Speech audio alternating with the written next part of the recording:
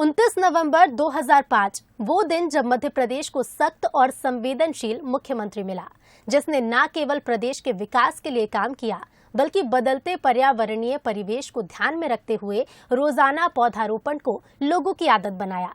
एक ऐसा व्यक्तित्व जिसने प्रदेश में लाडलियों को जन्म से ही सशक्त बनाया तो उनकी शादी का भी दायित्व उठाया।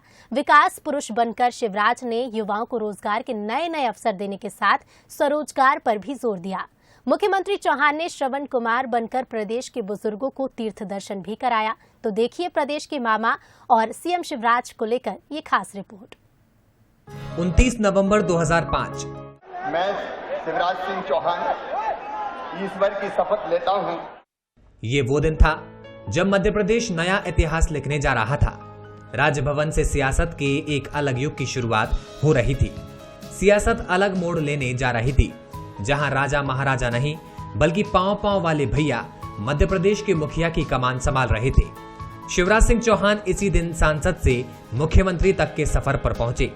अब वो सांसद शिवराज नहीं बल्कि मुख्यमंत्री शिवराज सिंह चौहान हो गए। मुख्यमंत्री पद की शपथ लेते ही शिवराज सिंह चौहान ने उस वक्त पार्टी और प्रदेश में आए सियासी भूचाल में बीजेपी की साख कायम रखने में अहम भूमिका अदा की और फिर पीछे मुड़कर नहीं देखा। कभी पांव पांव वाले भैया बनकर, कभी बच्चियों के मामा बनकर मुख्यमंत्री शिवराज सिंह चौहान ने पूरे प्रदेश की जनता का दिल जीत लिया। मध्य प्रदेश की कमान संभालने के बाद उन्होंने साबित कर दिया कि आम राजनेताओं से जुदा उनका विनम्र अंदाज उनकी कमजोरी नहीं बल्कि ताकत है, जिसके दम पर उन्होंने लगातार चौथी बार प्रदेश में बीजेपी सरकार बनाकर रिकॉर्ड कायम कर दिया है। शिवराज सिंह चौहान के सियासी सफर पर नजर डालें तो उसमें सफलता का ग्राफ ऊपर ही जाता दिखता है। दिसंबर 2018 से पहले तक उसमें कहीं भी गिरावट नहीं है। शिवराज सिंह चौहान का पैतृक गांव सीहोर जिले का जैत है। 5 मार्च 1959 में जैत गांव में उनका जन्म हुआ। शिवराज सिंह की स्कूली पढ़ाई लिखाई भोपाल में हुई। युवा होते होते वो कॉलेज के दिन में बीजेपी के छात्र संगठन एबीवीपी से जुड़े। ये 1977-78 का दौर था। इस दौरान वो एबीवीपी की भोपाल इकाई के संगठन सचिव बने।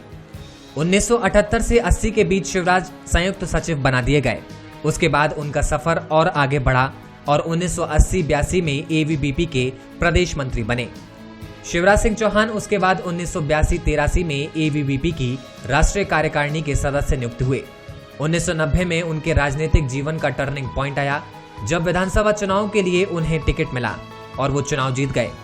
लेकिन 23 नवंबर 1991 को उन्होंने विधानसभा की अपनी सदस्यता से इस्तीफा दे दिया। दरअसल इस्तीफा देना उनकी राजनीतिक करियर का एक और प्रमोशन था। उन्हें विदिशा लोकसभा सीट से पार्टी का प्रत्याशी बनाया जा रहा था। वो चुनाव मैदान में उतरे और जीते भी। ये 10वीं लोकसभा थी। 1992 में उन्हें संगठन के लिए फिर चुना गया और बीजेपी महासचिव बनाया गया। शिवराज सिंह चौहान 1994 तक बीजेपी के महासचिव बने रहे। 1996 में 11वीं लोकसभा के लिए पार्टी ने फिर शिवराज पर भरोसा जताया और विदिशा से टिकट दिया। वो एक बार फिर यहां से चुनाव जीते। इसके बाद 1998 में शिवराज को लगातार तीसरी बार लोकसभा का टिकट दिया गया। वो 12वीं लोकसभा और 1999 में हुए लोकसभा चुनाव के लिए चौथी बार सांसद चुने गए। अपना सियासी सफर संसद तक पहुंचा चुके शिवराज सिंह का इस दौरान भी संगठन के प्रति और संगठन का इनके प्रति भरोसा बना रहा। यही वजह थी कि 2002 में वो बीजेपी के राष्ट्रीय सचिव बनाए गए। इसके अगले साल 2003 में महासचिव और 2004 में 14वीं लोकसभा के सदस्य चुने गए।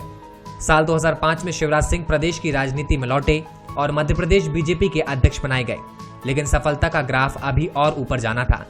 29 नवंबर 2005 को वो मध्य प्रदेश के मुख्यमंत्री बनाए गए। तब से लेकर 12 दिसंबर 2018 तक वो इस पद पर काबिज रहे।